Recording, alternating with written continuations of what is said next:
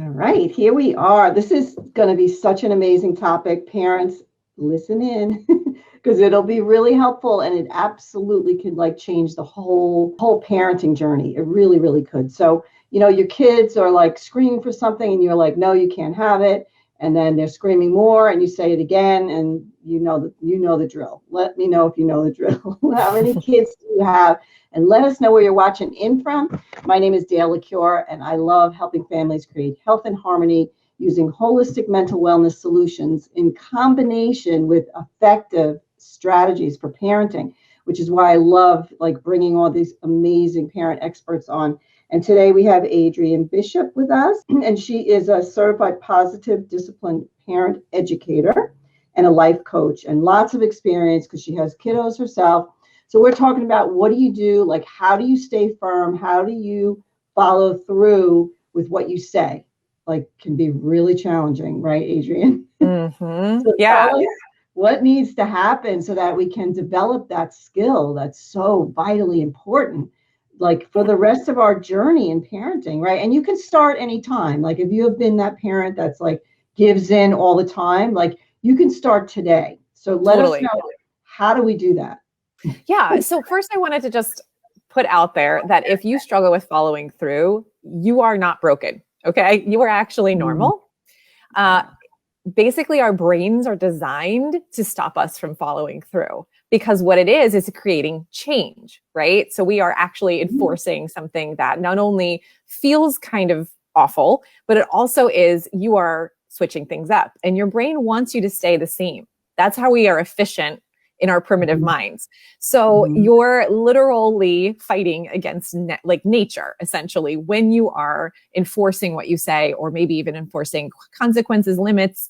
You are really going to have to start to develop these skills that I'm going to talk about to overcome that natural tendency for your brain to want you to stop and to want you to give in.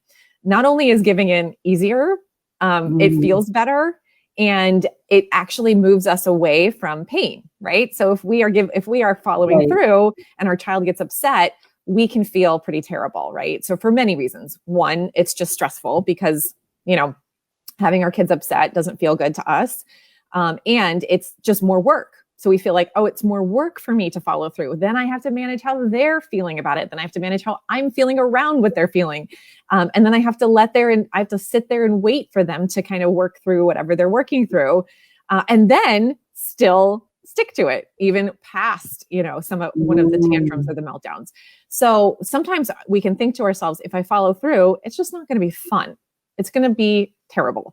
So, just remembering that this is just normal for us to struggle with this as humans. So always give yourself that compassion around if you don't follow through every single time, it's okay. What the real important part of it is, number one, you learn from what happened. And number two, you stay compassionate with yourself and you keep trying. So a lot of parents will be like, well, I'm not consistent. I don't follow through. And then they give up completely. It's a very black or white situation. We want to look for the motivation to keep trying and to know that we don't have to be perfect at it to really have an effect, a really good effect on not only keeping our kids safe, right? So our kids feel safe when they know our boundaries are firm or when they know we're going to follow through, but also it's helpful in creating just that environment of trust with your kids. And it's much more just, it helps you to have the relationship that actually helps your kids learn and listen and cooperate with you when you actually do what you're going to say. If you think about any relationship, it builds trust, right? So it's comforting, right? It's comforting to know like what to expect. And I agree with you. There's like, what parent is like perfect, right? So there's definitely those times when you're going to follow through and then those times when you're not going to follow through. So you don't want to beat yourself up about those times, but I'm questioning, like, once you learn how to follow through and you really do stick to it, then your child knows that you stick to it. So that makes it not an issue any longer, right? So the ultimate goal is to get there, right? To get to that place where anytime you say something, like I can remember like thinking to myself, with my kids. I mean, my kids are all grown, but I remember thinking to myself, anything that comes out of my mouth, I better be saying, like, really saying it and doing it, like acting on it, because, or don't say it. Like if you're going to say no, but then you're going to cave, like don't, you know what I mean? So that's the ultimate goal, right? Is like, let's talk about the advantages of really staying firm and really following through on what you are saying. Let's talk about the advantages of that and how it changes the whole dynamic.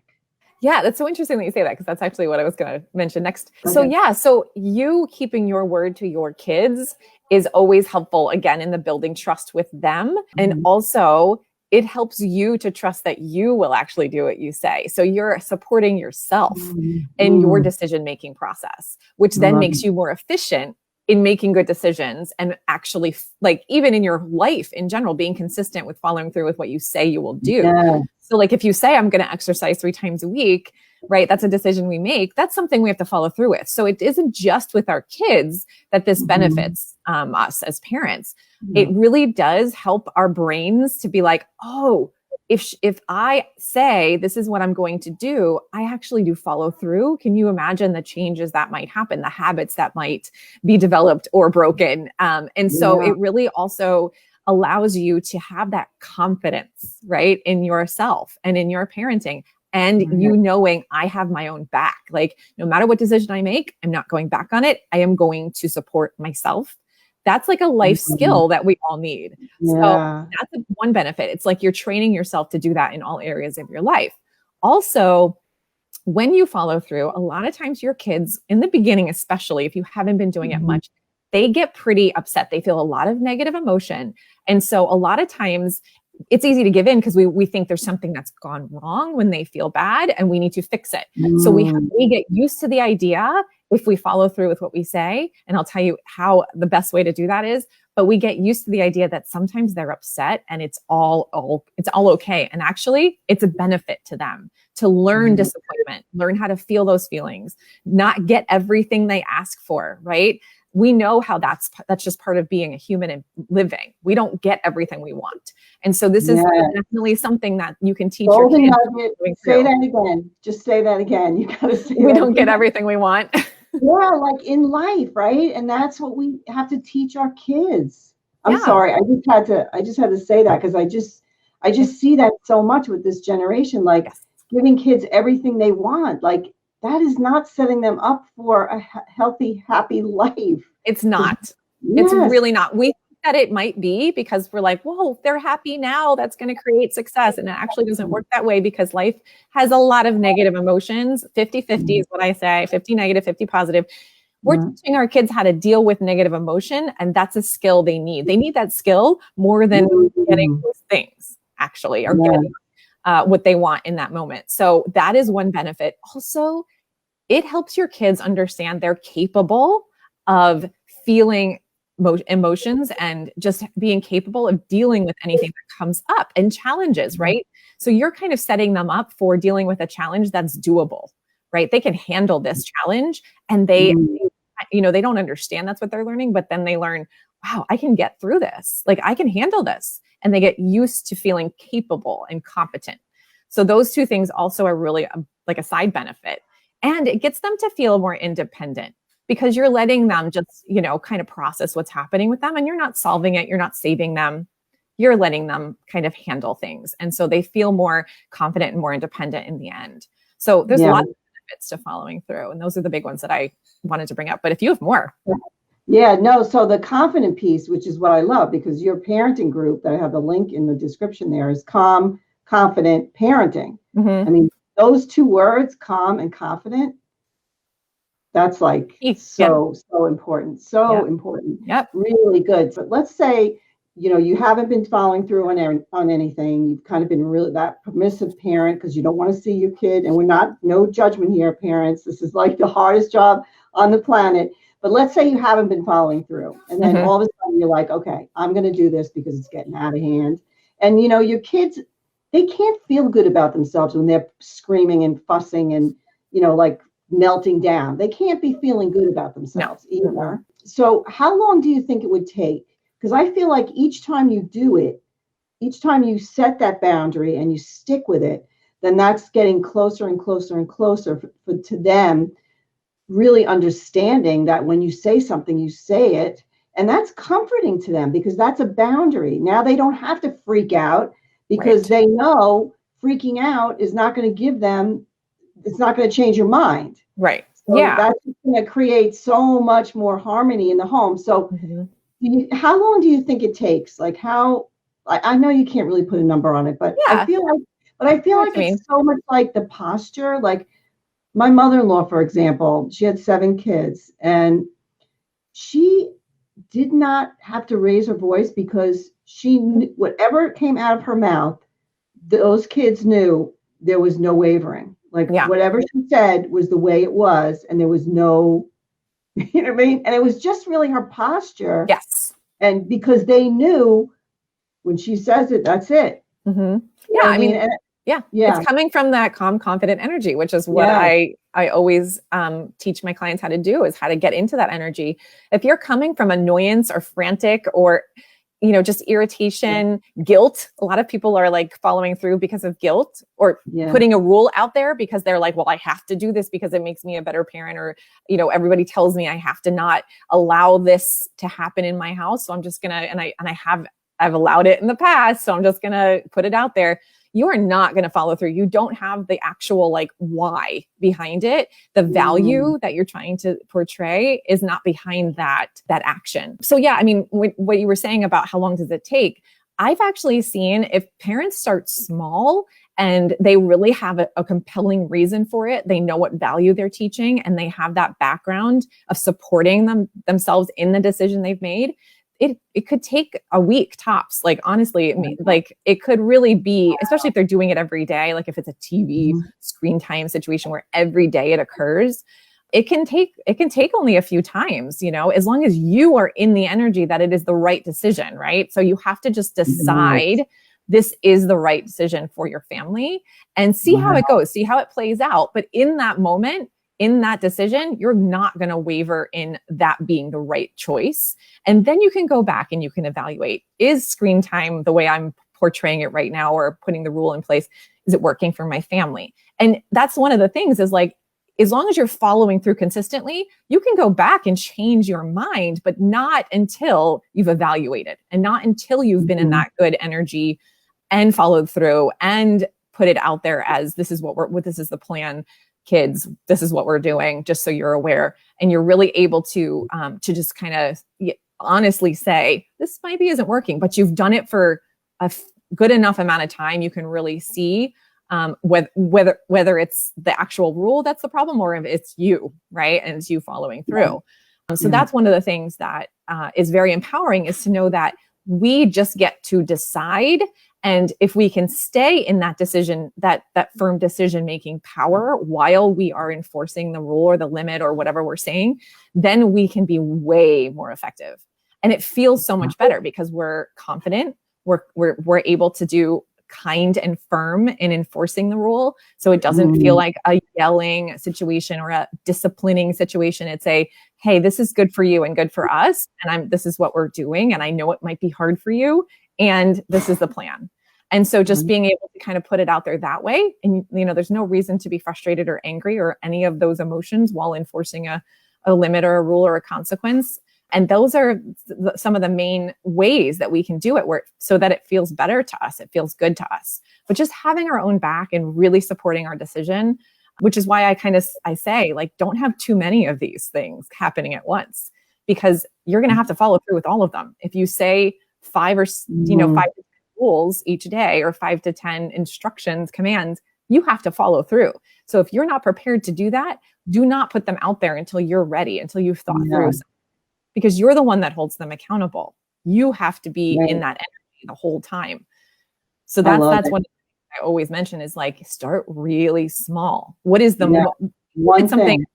Yeah, something small that you're like, oh, I totally can. Like, my kid needs to wear a coat to go outside. That's not even a rule for me. But like that sort of idea where it's like, I just believe that is a really important thing I want to enforce. It's kind of on the smaller side. It's not food or screen time, right? So candy or screen time, those things are big. Those things are hard to enforce. So starting small might be a good place. And then you can have that success, that little accomplishment. Your brain's like, we can do this. Keep building on that confidence. And when they are upset, it's super, super important for us to stay in that calm, confident energy. And the only way we can do that is by managing what we're thinking about their challenges or their outbursts when it happens. So that's one of the things that I talk about since we can talk about, I'm going to be doing a training on this, but I talk about how to get into that calm, confident energy and the energy that is not, and helps us to manage how we're feeling while our child is upset. So we don't give in. So we don't go back on our word.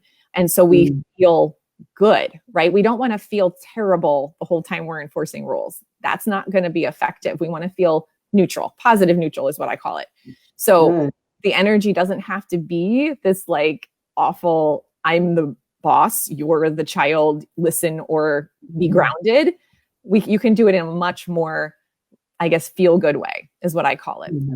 In a way that the kids actually want to respect you. I mean, they're so in tune to our energy. And if we're like frantic and we're like questioning and doubting what we're doing, they're picking up on that. Like they are so intuitive, like they totally pick up on it. So are you having a conversation with them like afterwards and saying, this is the goal. The goal is to have more harmony in the home. I don't want to have all this screaming and like, I mean, what kid really enjoys that? You know what I mean? Like, I feel like we have to come back to the basics, like why you're doing this. Like, we want to be happy in this home. We want to have harmony. We don't want to have fighting and conflict. And this is, so having that conversation, I think, is important as well, depending on the age. But so I think for 3 and up, 4 is the best. But around that age, I would make sure you're discussing in advance. Actually, you can go back later and say what was going on that caused you to kind of react the way you did. You can do that when they're calm.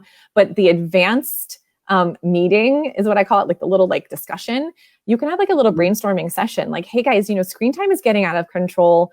And this is my concern. I want to know what your concerns are, what you think is the right amount for you. And then have a little discussion about it. And then come to them and say, okay, the plan is we are going to have 1 hour a day. At the end of the hour, the iPads go off. This is what it needs to look like. If they don't go off, this is what do you think is a good consequence? Kids come up with amazing consequences. You do not even need to do that. They're like, I should definitely not get it the next day, right? They'll like come up with that. If they don't, it's okay, because this is a skill actually to teach them how to do this, is to come up with solutions. But so then you can offer some ideas and then kind of come to a compromise. If you're coming to compromises, they are so much more likely to actually follow through with it and not get too upset and actually cooperate with it because they've come up with it, right? So it's kind of hard to, again, this is another skill that's hard for parents to do. Set aside time to have these little meetings and these little discussions. Those are not comfortable discussions. We sometimes don't think our kids are going to respond or give us any ideas. And it kind of is like, energy taken up by doing these meetings, but you will save so much headache if you do this. So much headache. So definitely, I love the advanced planning. And then if you want to go back later and say, hey, this didn't work, like you got off the screen and you flipped out. So I'm just curious, what was going on in that moment? How can we support you? What can we do differently next time? Like, how can I help you next time to, feel better about getting off? Do you want me to sit with you for the last 2 minutes and hang out and talk to you about what's going on your show? Because a lot of times that helps with breaking the cortisol and helping them kind of move to the next stage of, okay, now I'm not going to be having this dopamine, influx. Then you go to some other ways to kind of help them through the challenges of, okay, now this is a consequence, or now this is the role we have to actually follow. So, good stuff. Yep. Good stuff. And such good life skills. Yes. Like all of that, what you just said, like amazing life skills. So good. This is great, Adrienne. Thank you again so much for being with me. Thanks, Dale. For all this incredible value that we're sharing with parents. It's so important. There's nothing more important than getting this parenting thing right, because when you get it right, there's just so much more joy, so much less chaos and conflict. And that's what we want, like harmony. Harmony. Sure. That's what we're going for. All right. Thanks again, Adrienne. I appreciate you.